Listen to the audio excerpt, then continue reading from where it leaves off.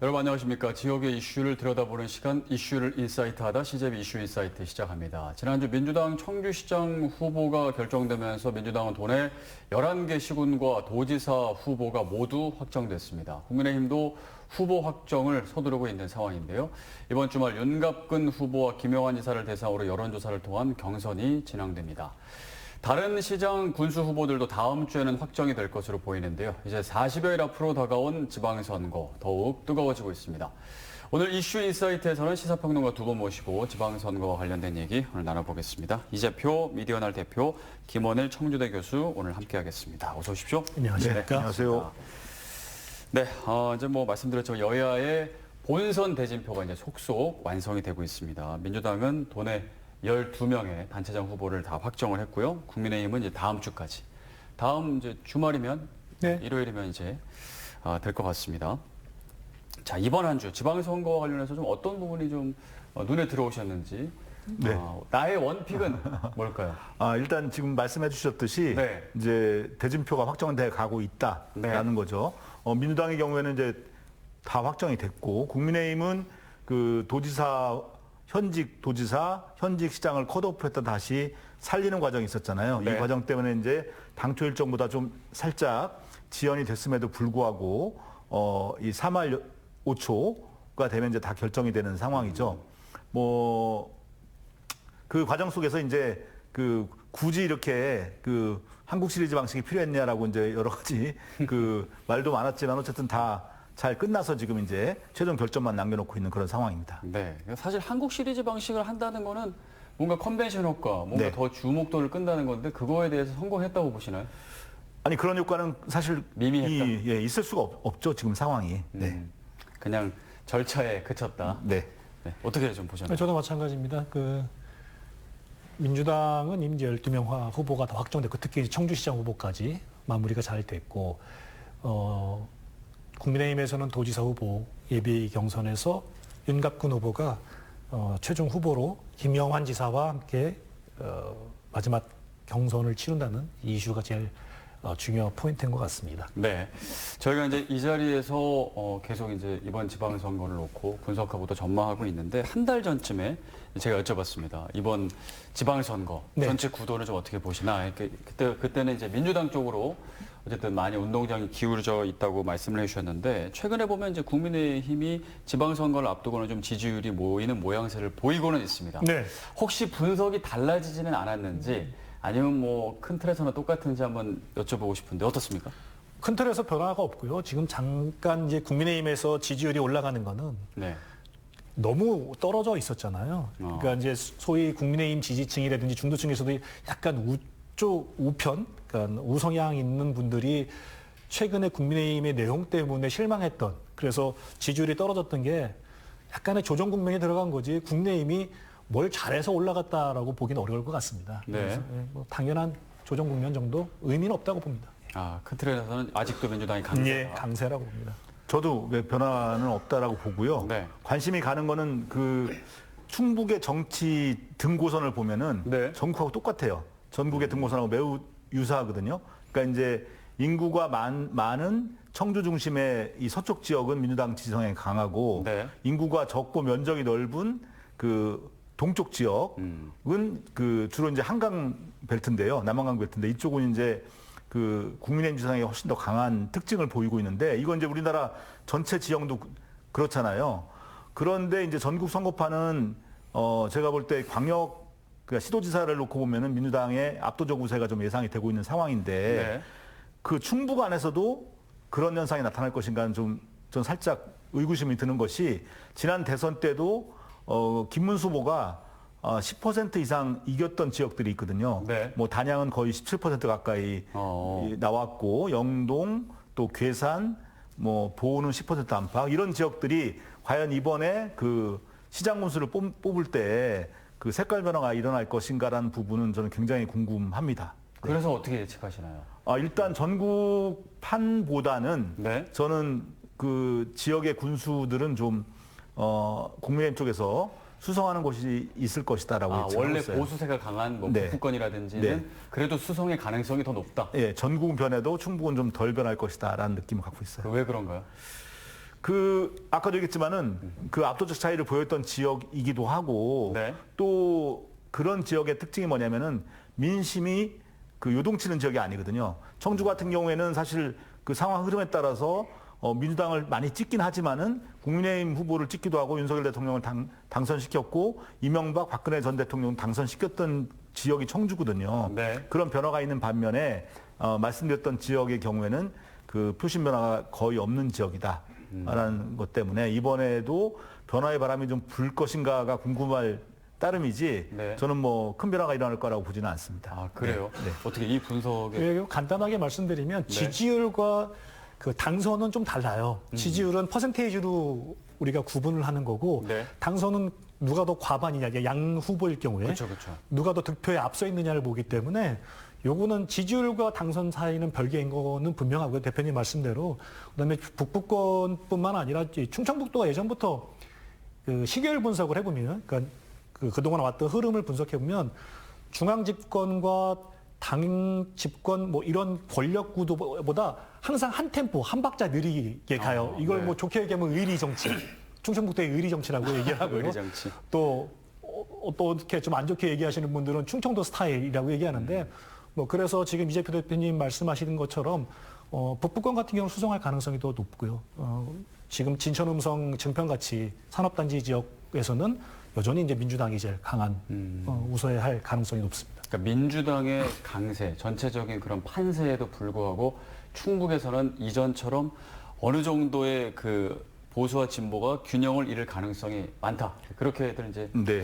분석을 하죠. 전체 인구로 보면은 이제 네. 인구 많은 지역, 네. 청주 인구가 압도적으로 50%가 넘으니까 그다음에 진천, 음성 인구 많잖아요. 네. 이런 쪽이 많다 보니 광역 선거는 이제 민주당이 훨씬 유리한 구도가 되겠지만은 네. 인구 5만, 3만 이런 군 지역에서는 그 큰 변화가 일어나지 않을 수도 있다라는 말씀을 드리는 거죠. 지역 특성이 네. 더 반영이 될 가능성이 높습니다. 예. 자, 그러면 총 한번 해볼까요? 총 12명이잖아요. 네. 네. 도지사까지.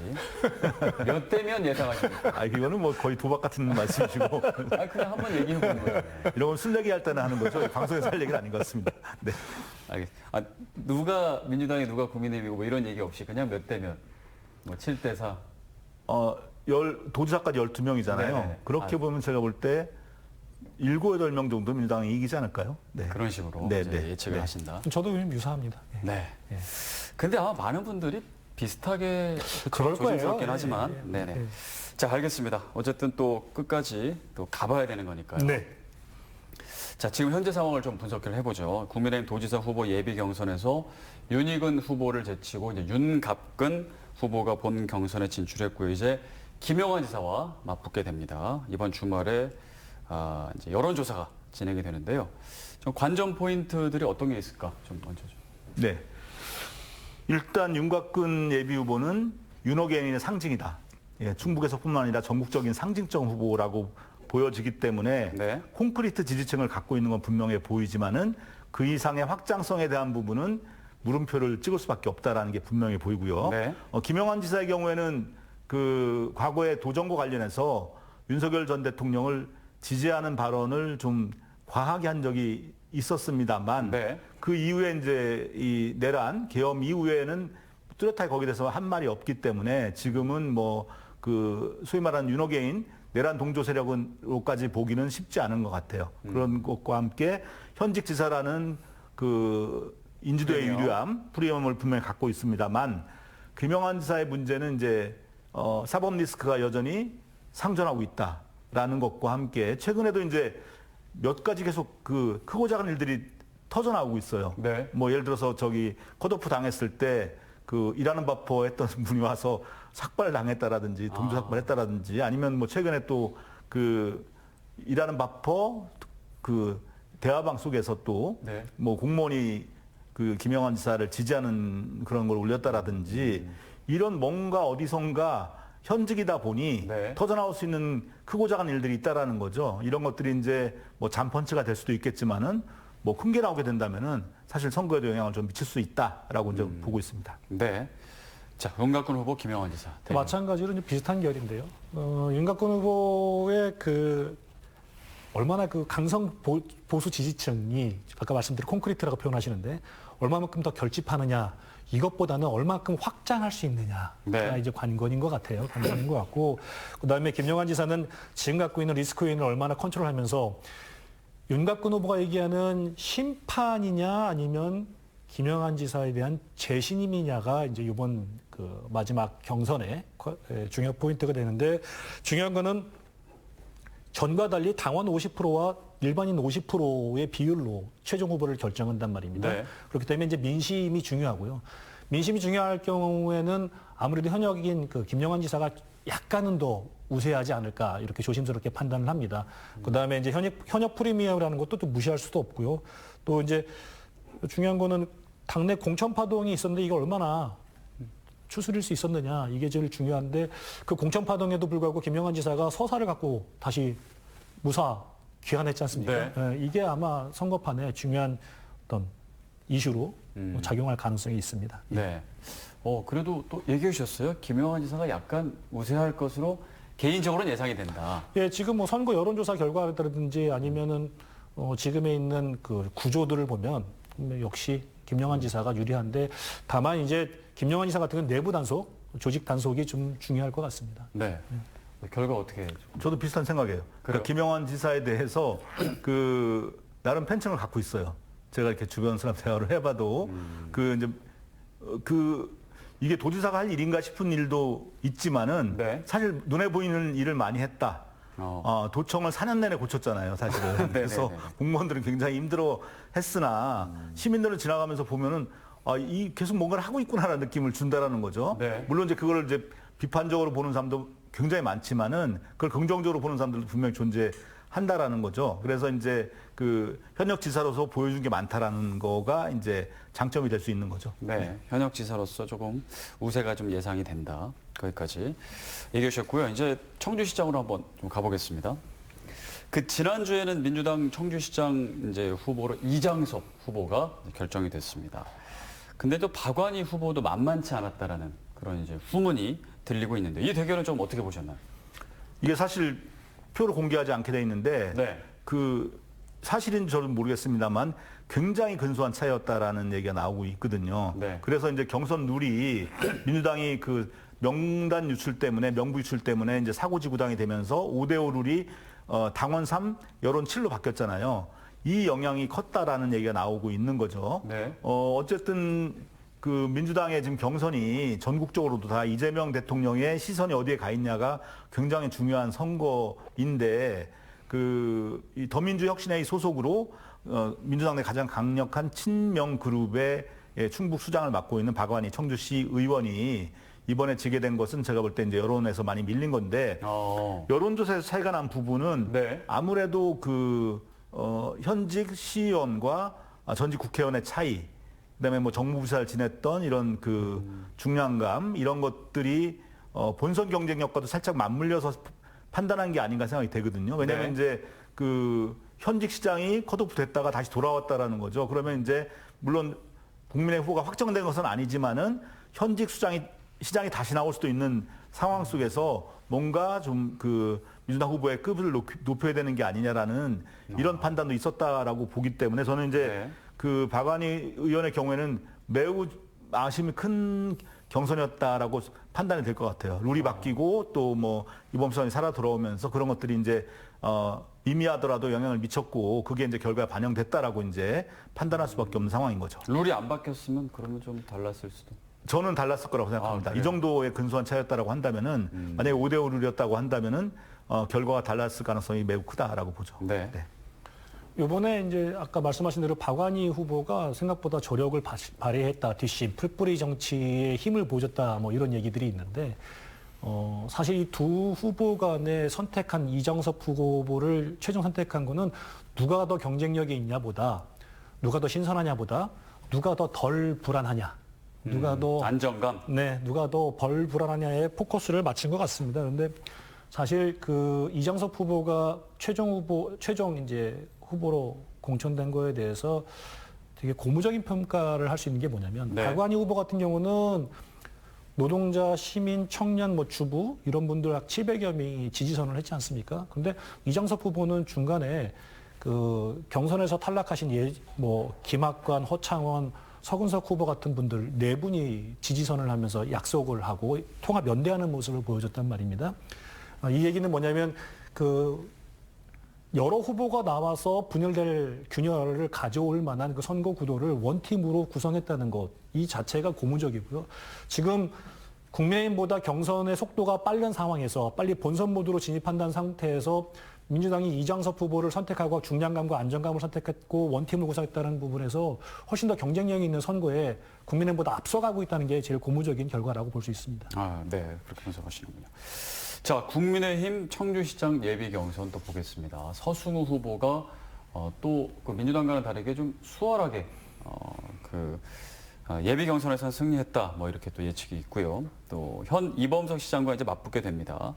서 후보는 이제 이범석 시장의 재심 그 인용에 반발하기도 했는데 이범석 시장과 서승우 후보의 대결. 네. 요거는 이제 관전 포인트 좀 어떤 게 있을까요? 사실 이범석 후보가 이제 버티는 후보고요. 네. 그다음에 서승우 후보는 흔들어야 되는 후보 아닙니까? 도전자죠. 네, 도전자죠. 지금 판은 어쨌든 간에 여론조사나 뭐 다양한 수치드 데이터를 보면은 이범석 시장이 우세한 건 근데 미세하게 우세한 건 분명합니다. 네. 분명한데 둘 다 이제 강한 정치적 이념형 정치인이라기보다는 행정형 정치인에 가깝거든요. 두 분 다. 네, 이범석 시장도 이제 시장 관료 출신이지만 사실 서승우 후보도 정치에 들어온 지 얼마 안 됐습니다. 2년 정도 됐고요.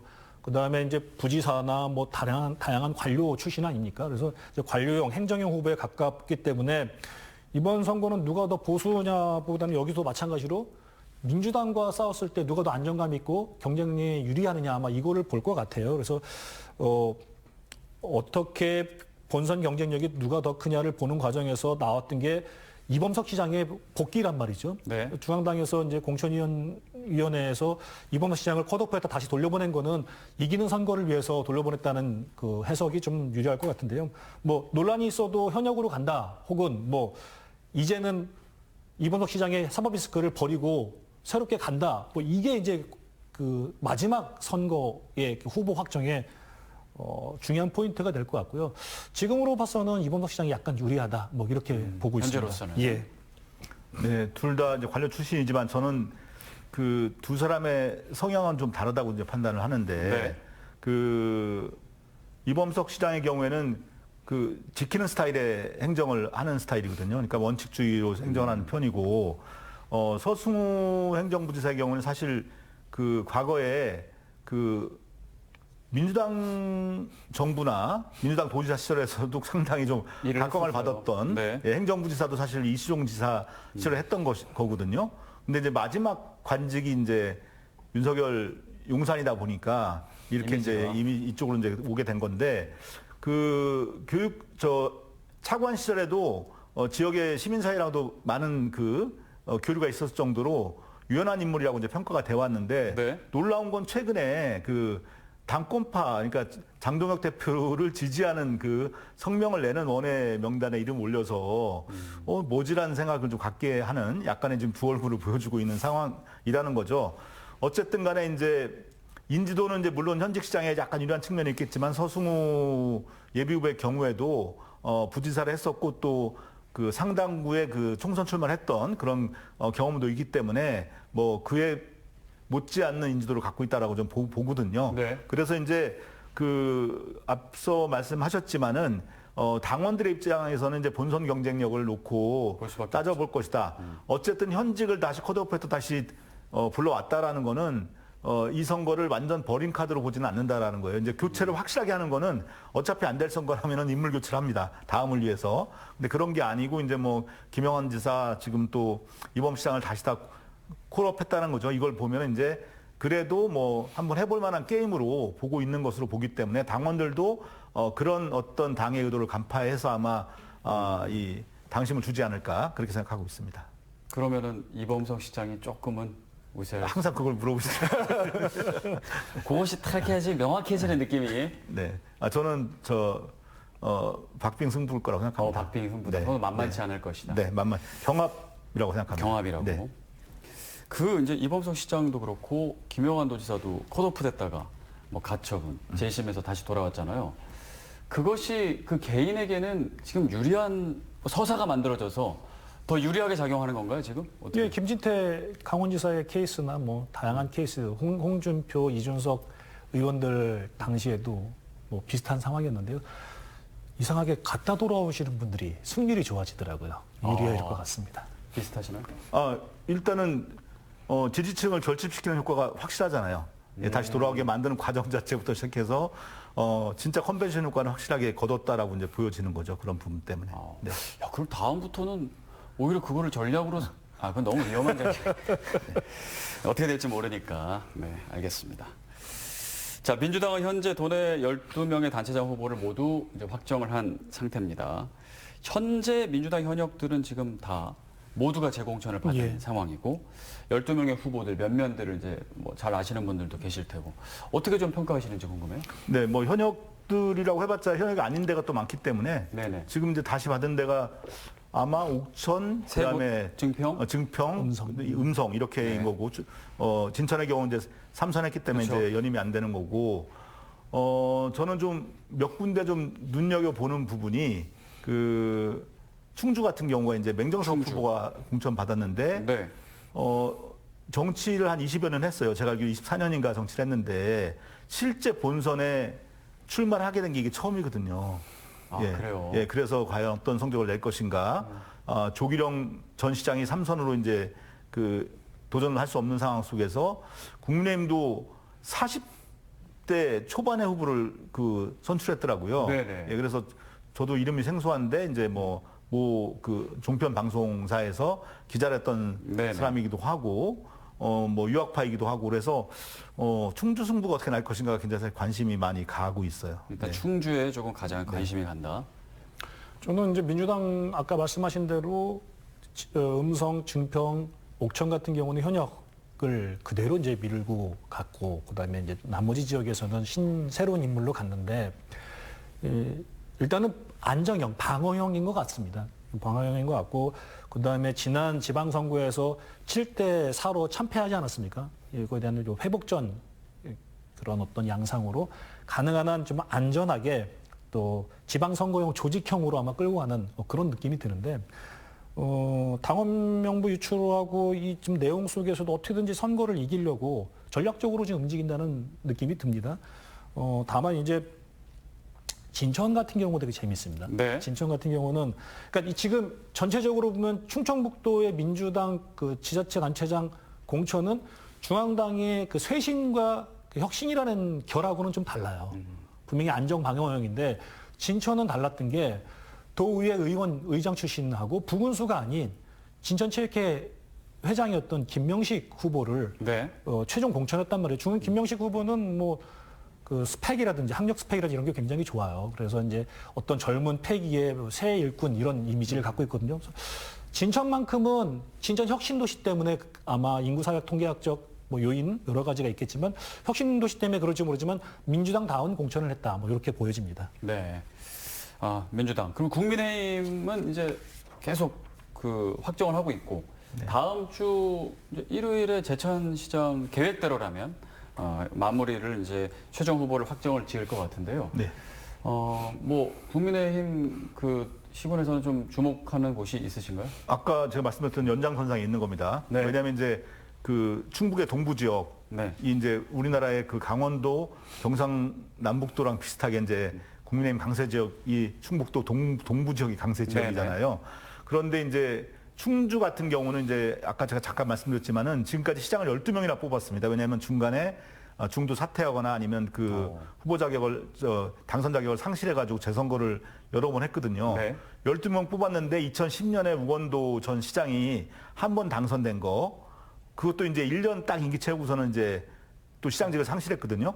그러니까 지방자치 시작해서 95년부터 이제 시장 군수 뽑았는데 지금 30년 넘게 하는 동안에 민주당이 집권했던 기간은 딱 1년이라는 거죠.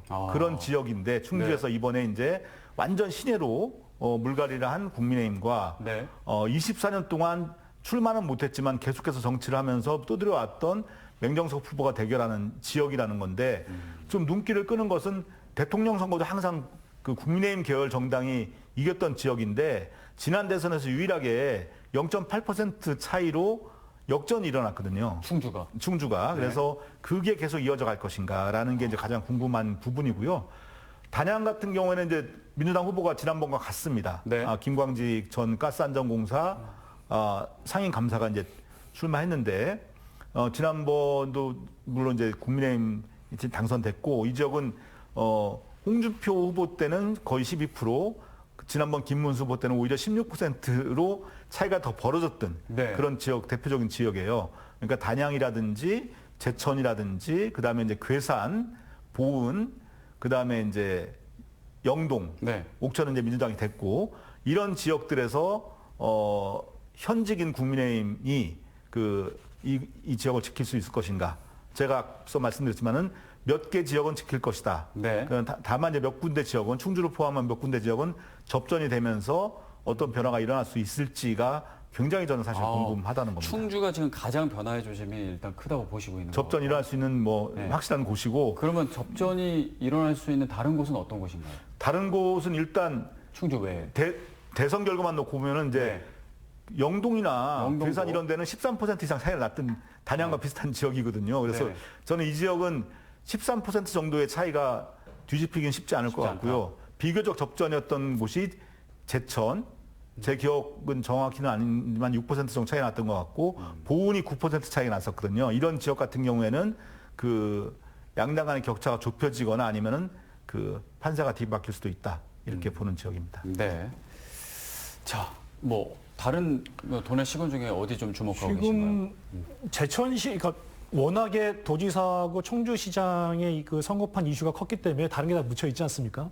근데 이제 제천시를 한번 보고 싶어요. 제천시를 보고 싶은 게 뭐냐면 제일 마지막에 이제 이번에 후보 확정 일정이 제일 마지막 순서인데 누가 봐도 피로도가 우리 그동안 많이 얘기하시면서 피로도가 쌓이는 이상한 한국 시리즈형 경선 과정인데 도대체 왜 이러느냐? 근데 이제 김창규 전 현재 그 제천시장을 공천하려고 하는 듯한 느낌이 안 들 수가 없어요. 왜냐하면 지금 하는 예비 경선에 또 과반을 만나면 또 경선을 하고 본선을 하고 뭐하는 민주당 시스템을 도입하긴 하는데 그렇게 가면 갈수록 결국 현역한테 유리한 상황이거든요. 그래서 제천시장 지금 공천 과정이 후보 확정 과정이 제일 좀 이례적인 상황인 것 같고요. 지금 이제 말씀하신 대로 충주는 그런 것 같아요. 조기영 시장이 이 충주시장 3선 때문에 더 이상 못 나오고 지금 새로운 후보를 내야 되는 상황에서 이동석 청년이라는 청년의 이미지를 갖고 있는 이동석 후보가 지금 대통령실 행정관 출신이죠. 네. 확정이 됐단 말이에요. 그 후보로 확정이 되면서 정용건 전 충북경찰청장을 이겼어요. 그러면서 지난번에 했던 윤희근이니 이런 경찰 출신들이 괄시받는 거 아니냐. 이런 얘기도 있었는데 지금 대표님 말씀하신 대로 이동석이라는 그 인물 자체가 윤석열 정부의 행정관 출신이란 말이죠. 결국 윤어게인 이런 식으로 쇄신의 청년이지만 결국 보수의 강성 보수 지금 김민수 그 최고위원처럼 그런 이미지로 사람들은 이해할 수밖에 없어요. 네. 본인 이동석 후보가 어떻게 행동의 스탠스를 받는다 하더라도 유권자는 결국 그런 비슷한 결로 이해할 겁니다. 그러면 지금 상황이 아까 말씀하신 대로 맹정섭 후보한테는 굉장히 유리한 상황이고 이번에는 판이 뒤집어질 가능성이 있지 않나 저도 그렇게 좀 보고 있습니다. 근데 국민의힘도 역시 민주당과 마찬가지로 웬만하면 현역을 지킨다. 그래서 변화를 주고 싶어 하지 않는다. 이거는 공통된 의견인 것 같습니다. 네. 그러면은 좀 다른 지역에서 그 지역 관련해서 얘기해 주셨는데 네. 후보별로 특별하게 조금 관심이 가는 후보가 있나요? 저는 솔직히 단양 군수 후보가 두 번 도전한다는 건 같은 후보가 두 번 도전하거든요. 민주당 후보가 두 번 도전하는데 단양에서 9년도 지냈고 네. 사실 물론 이제 고향이 단양이긴 하지만은 다른 지역에서 정치를 할 수 있는데 굳이 이제 단양에서 9년도 했고 이제 군수도 두 번째 도전하는 거거든요. 사실 굉장히 큰 차이가 나는 지역이긴 하는데 지난번 총선 때도 네. 지난번 대선 때도 단양에서 그 정치를 하는 사람들은 이번에는 좀 바람이 분다라고 얘기를 했는데 아까도 얘기했지만 오히려 더 격차가 벌어졌거든요. 근데 이게 이제 선거 전의 분위기하고 막상 투표를 하러 기표소에 갈 때 마음은 또 달라요. 네. 그러니까 사실 영남 같은 경우도 부산이 뒤집어진다는 얘기가 전부터 많이 나왔지만 막상 투표함을 열어보면은 뒤집어지진 않았거든요. 지금까지 않았거든요. 근데 이번은 정말로 좀 분명히 민주당 강세가 분명한 선거이기 때문에 네. 그렇게 이제 이런 변화가 확 바뀌는 변화가 일어날지가 궁금한 거죠. 좀 네. 희망을 걸어볼 수도 그분 입장에서는 네, 네. 그래요. 어떻게 좀 주목해보는 후보가 좀 저는 있나요? 아까 말씀드린 것처럼 사실 진천 후보, 민주당 진천 후보, 김명식 후보가 제일 좀 눈이 가요. 가는데 이제 그 나이대에 지금 이렇게 하는 행보를 보면은 진천군수에서 끝날 것 같지는 않아요. 진천군수에서 끝날 게 아니라 국회나 다음 뭐 도지사까지 도전할 만한 그런 야망이 눈을 보이거든요. 네. 주목할 만한 인물인 것 같습니다. 네, 알겠습니다. 자, 그 선거구 획정 얘기를 좀 해보겠습니다. 이제 지난주에 선거구 획정 법안이 본회의를 통과해서 이제 전국 각 지역에 좀 변화가 예상되고 충북은 좀 어떤 변화가 예상되는지 좀 살펴보아야 될 것 같은데 이게 이제 선거를 뛰는 분들은 굉장히 더 민감한 부분이기 때문에 도의회 의석수가 이제 3석이 좀 늘어나고 여러 가지 변화가 있을 것 같은데 뭐 혼란도 예상이 됩니다. 어떻게 좀 평가하십니까? 일단 저는 근본적으로 왜 도의회 선거와 도지사 선거를 같은 해에 하는가가 잘 이해가 안 돼요. 그러니까 우리 동시지방 선거라 가지고 그 투표용지가 8장인가 7장을 한꺼번에 다 찍잖아요. 네네. 이렇게 이제 하다 보니까 사실은 서로 선거가 영향을 간섭을 주기도 하고 네. 이제 한쪽을 쭉 찍게 되는 경우도 있다라는 거죠. 그런데 이제 단체장과 의원을 같이 찍게 되면 어떤 일이 발생하냐면은 네. 도의원들이 도지사의 거수기가 되는 수밖에 없는 상황이라는 거죠. 항상 같은 정당이 된다는 얘기예요. 그나마 이제 시군위회 같은 경우는 중대선거구제에서 약간 중선거구제를 취하고 있기 때문에 네네. 양당이 이제 그 서로 견제할 수 있는 그런 수준의 그런 의석을 갖게 되는데 도의회는 일방적이라는 거예요. 과거에 한 번은 5명이 안 돼서 5명이 이제 그 교섭단체 구성 기준인데 그게 안 됐던 적도 있어요. 네. 예, 그래 뭐 이번은 좀 그렇진 않은데 그래서 도의원 선거도 사실 저는 그 중대선거구제를 도입하거나 아니면은 단체장 선거와 의원 선거를 분리해서 2년 차이로 총선과 함께 지방의원 선거를 한다라든지 해서 서로 견제하고 중간 평가를 할 수 있는 그런 걸 만들어야 된다는 생각을 갖고 있는 거죠. 네. 지금 도의원들 수를 보면은 진천 음성을 빼고 군 지역에서는 네. 나머지 옥천까지가 2명이고 나머지 군은 다 1명씩이에요. 이번에 사실 옥천도 인구가 5만 명을 턱걸이하고 있기 때문에 턱없이 사실 인구가 많이 줄었기 때문에 사실 여기도 1명을 줄여야 되는 건데 네. 이번에 이제 여기를 줄이지 않기로 하고 인구가 늘어난 청주 흥덕하고 그다음에 제천을 늘려가지고 도의원 비례 1명까지 포함해서 3석이 늘어나 38석으로 늘어났는데 그리고 옥천은 이제 놔둔 거거든요. 그런데 이제 인구를 보면 사실 옥천 인구나 뭐 다른 작은 군 지역 인구가 얼마 차이 안 나요. 그런데 그게 이제 한석 차이로 가고 있는 이런 여러 가지 문제를 볼 때 저는 그 권역을 묶어서 중대선거제로 가거나 아니면은 도의원 선출 시기를 바꿔야 된다 이런 생각 갖고 있습니다. 네. 어떻게?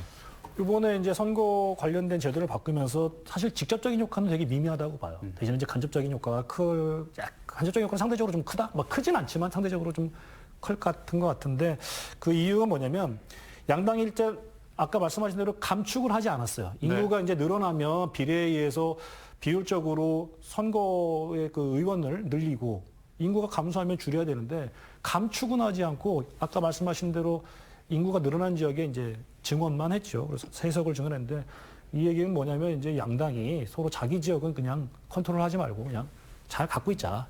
닫아놓는 상태에서 조금 여는 뭐 그런 상태이기 때문에 지역 기반을 덜 건드렸다고 보면 되고요. 두 번째가 뭐냐면 중대선거구제를 확산을 그러니까 더 확대하면서 그 진보 혹은 혁신이 얘기하는 다양한 뭐 사표를 제거한다, 뭐 여러 가지 민주주의를 정말 관철시킨다라는 이런 주장들을 분명히 수용하는 듯한 개혁의 이미지는 보여주었는데 네. 양당이 통제 가능한 정도로만 수용을 했죠. 이 정도는 우리가 손해 안 보고 우리가 컨트롤할 수 있어. 뭐 이런 정도로 간 것 같고 제일 이제 중요한 건 뭐냐면 46일 전에 법을 거의 어겨가면서 46일 전에 획정을 하면서 네. 갑자기 이렇게 바꾸면 결국은 이거 준비하는데 새로운 지역은 준비하는데 지금 이 시간이 걸리고 준비를 제대로 못할 가능성이 크지 않습니까? 그러면 기존의 선거 준비를 빨리 시작하고 조직을 빨리 갖춰놓은 그런 쪽일수록 유리할 수밖에 없기 때문에 군소정당이나 신인 세력들은 불리할 수도 있어요. 다만 그렇게 먼저 조직력을 갖춘 쪽에서 유리하다 보니까 양쪽 정당이 더 유리한 거죠. 네. 그러면서도 이제 비례대표를 올렸다, 비례 비율을 올렸다 그러니까 지금 이제 진보당 같은 경우에서는 이거 지금 무슨 양당 야합이다, 밀실야합이다 이런 얘기가 나오잖아요. 사실상 이제 그런 게 정확하죠.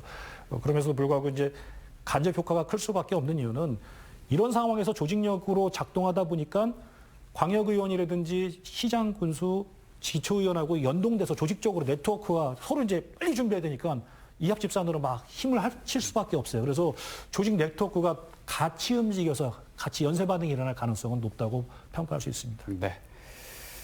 알겠습니다.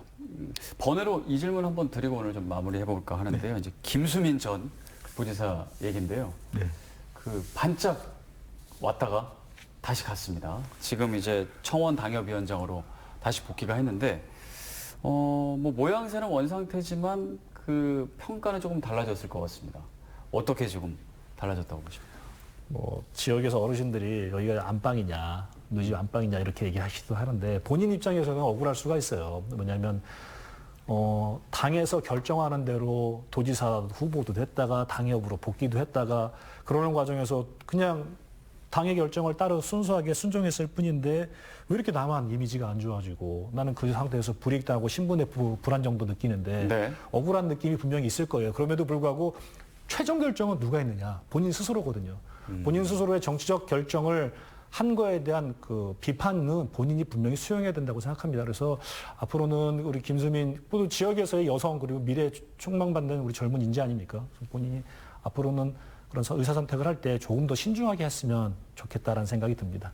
얻은 것보다는 잃은 게 좀 더 많은 많다 이렇게 생각합니다. 선택이었다. 네. 얻은 건 없죠, 사실. 네. 얻은 거는 분명히 없고, 당도 잘못한 게 분명히 있는 거죠. 네. 왜냐면 이제 공모 기간을 사실 충분히 둬서 모집을 했어야 되는데 딱 하루 줘가지고 한 거잖아요. 그럼 누가 보더라도 그 내는 서류가 뭐 종이 한 장 써내는 게 아니고 준비된 서류가 꽤 있기 때문에 하루만 공모했다는 것 때문에 사실은 이번에 그 김영환 지사가 다시 컷오프가 철회됐던 거거든요. 네네. 그러니까 이제 뭔가 당과의 교감이 있었다라고 한다면 그렇게 할 의향이 있었다면 당도 충분히 다른 사람들도 응모할 수 있도록 시간을 줬더라면 사실 이렇게까지 궁지에 몰리지 않았을 거라는 생각이 들어요. 그래서 그런 부분들 이제 본인의 경선도 있지만은 당이 그 사람을 배려하지 않는 뭐 김영환 지사한테도 마찬가지고 김수민 후보에게도 마찬가지고 이런 것들이 이제 너무 그 당무 중심으로 갔다라는 판단을 할 수밖에 없습니다. 네. 네. 자, 지방선거 대진표 이제 완성돼 가고 있습니다. 이제 중요한 건 유권자들이 이제 지역을 위해서 진심으로 일할 그런 일꾼을 제대로 뽑는 게 이제 중요하잖아요. 매의 눈으로 잘 봐야 될 텐데 좀 조언을 해주신다면 한 말씀씩 짧게 듣고 마무리하겠습니다. 여기. 네, 일단은 후보자 공보물이라도 정확히 봤으면 좋겠다. 너무 예. 많긴 많아요. 근데 이제 사실 그 많아봤자 사실 뭐 몇 장, 한 7, 8개 찍는 거잖아요. 네네. 그 안에 웬만한 정보가 다 있습니다. 네. 공약에 대한 부분도 있고, 정과에 대한 부분도 있고, 정과라면 그 정과 몇 개인 게 중요한 게 아니라 이 사람이 어떤 정과를 갖고 있냐도 되게 중요하거든요. 사실 그 피치 못해 생긴 정과도 있고, 뭐 민자운동하다 생긴 정과일 수도 있고, 음주운전이 한 번일 수도 있고, 예, 제가 2번, 3번인 후보도 많이 봤거든요. 그래서 뭐 절대 해서는 안 되는 거지만은 그게 2번, 3번 냈다라면 그건 또 달리 봐야 되는 거잖아요. 그래서 공보물 안에도 많은 정보가 있다라는 겁니다. 그래서 그 공보물이라도 꼼꼼히 보시고, 물론 후보를 알기 위한 다른 노력의 방법도 많이 있습니다만, 뭐 토론회도 있고 방송 토론회도 있습니다만 그런 것들 충분히 보고 그 근거를 가지고 판단했으면 좋겠다. 후보에 대해서. 예, 너무 뭐 당만 보고 찍는다라든지 이런 게 아니라. 네. 일단 공범을. 네. 민주정치의 꽃은 결국은 선거로 결론 난다고 합니다. 그래서 선거에서 어떻게 유권자들이 제대로 된 후보를 검증하고 그 안에서 국가의 미래, 지역의 미래를 만들어가는데 직접적으로 참여할 것이냐, 그것이 가장 중요한 관건이라고 생각합니다. 지금 많이 그 정치적으로 필요한 상태, 또 특히 윤석열 대통령의 계엄 내란 이후 많이들 피곤하실 건데 그래도 한 번 더 정치를 미워하지 마시고 내 일이다 생각하시고 한 번 더 관심 있게 바라보시길 간곡히 부탁드립니다. 네, 지금까지 이재표 미디어널 대표 김원일 청주대 교수와 함께했습니다. 말씀 감사드립니다. 네. 네, 이슈 인사이트 여기서 모두 마치겠습니다. 함께해 주신 여러분 고맙습니다.